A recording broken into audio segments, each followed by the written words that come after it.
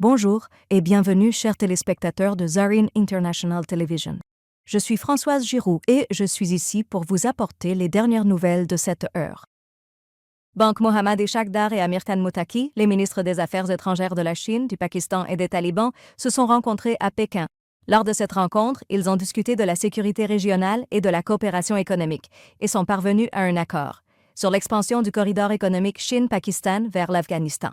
Le ministère des Affaires étrangères du Pakistan déclare que, lors de cette réunion, les trois responsables ont réaffirmé leur engagement commun à lutter contre le terrorisme et à renforcer la stabilité et le développement dans la région.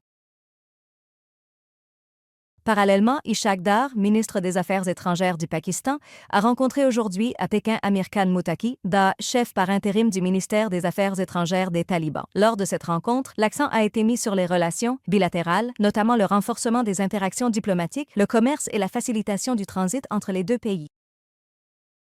Des sources indiquent qu'environ 500 civils sont détenus dans la prison de Kandahar en tant que prisonniers du SUS sans document d'identité. Selon les informations de ces sources, la plupart des personnes arrêtées sont d'anciens militants extrémistes.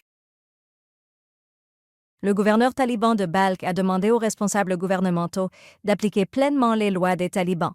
Perostei Wafa a souligné que toutes les lois précédentes ont été annulées et ne sont plus valides.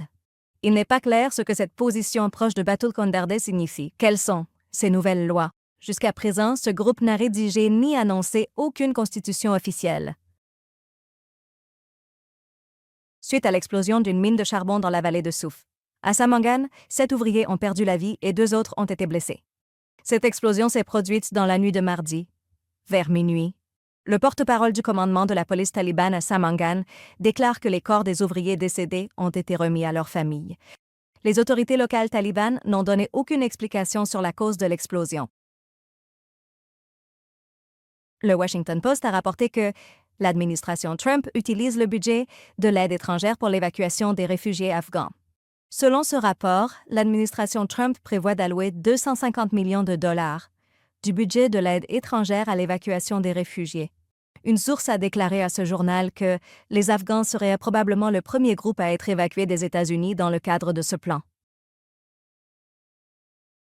Le ministère de l'Intérieur du Pakistan a annoncé qu'à la suite de l'explosion d'une bombe, sur le trajet d'un bus transportant des élèves dans la région de Kuzdar, au Baloutchistan, au moins 6 enfants ont été tués. Selon les autorités pakistanaises, au moins 46 autres personnes ont été blessées dans cette explosion. Il a été indiqué que l'attaque visait un bus transportant des élèves d'une école soutenue par l'armée pakistanaise. Jusqu'à présent, aucun groupe n'a revendiqué la responsabilité de cet incident. Parallèlement, l'armée pakistanaise a déclaré que l'attaque contre le bus transportant des élèves à Kuzdar, au Baloutchistan, avait été organisée par l'Inde et ses mandataires régionaux. Dans le communiqué, il est indiqué qu'après sa défaite sur le champ de la bataille, l'Inde a lancé des actions visant à semer la terreur et l'instabilité au Baloutchistan et au Khyber Pakhtunkhwa. L'armée pakistanaise a ajouté que les groupes d'opposition utilisent le soutien de l'Inde pour atteindre des objectifs indirects. L'Inde n'a encore rien déclaré à ce sujet.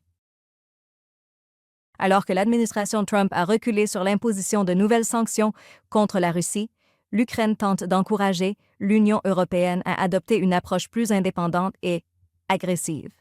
Selon un rapport de l'agence de presse Reuters, l'Ukraine, dans un document confidentiel qui doit être présenté à Bruxelles la semaine prochaine, a demandé une confiscation plus rapide des avoirs russes et l'imposition immédiate de sanctions contre les acheteurs de pétrole de Moscou. Le département du Trésor américain a accordé une autorisation limitée à un navire sanctionné pour opérer dans le golfe du Mexique. Des activités telles que le déchargement, l'inspection des services de santé, les réparations d'urgence et la vente du navire ont été autorisées. Ce navire figure sur la liste des sanctions américaines en raison de son implication dans la violation des sanctions contre l'Iran. Le secrétaire d'État américain a averti lors d'une session de la Commission des Affaires étrangères du Sénat que le gouvernement de transition syrien pourrait s'effondrer dans les prochaines semaines. Marco Rubio a soutenu que l'Iran tente, par le biais des sanctions et en incitant d'anciens responsables du gouvernement Assad, à soutenir des groupes armés de plonger la Syrie dans le chaos. Il a demandé aux républicains de soutenir le gouvernement actuel de la Syrie. Merci, chers téléspectateurs, pour votre soutien continu. Vous pouvez regarder Zarin TV sur Afghan Procast, GLWEs, l'application Zarine TV et nos plateformes de médias sociaux. Jusqu'à la prochaine fois, puissiez-vous être enveloppés dans la paix et la miséricorde du divin. Prenez soin de vous et que les bénédictions accompagnent toujours votre chemin.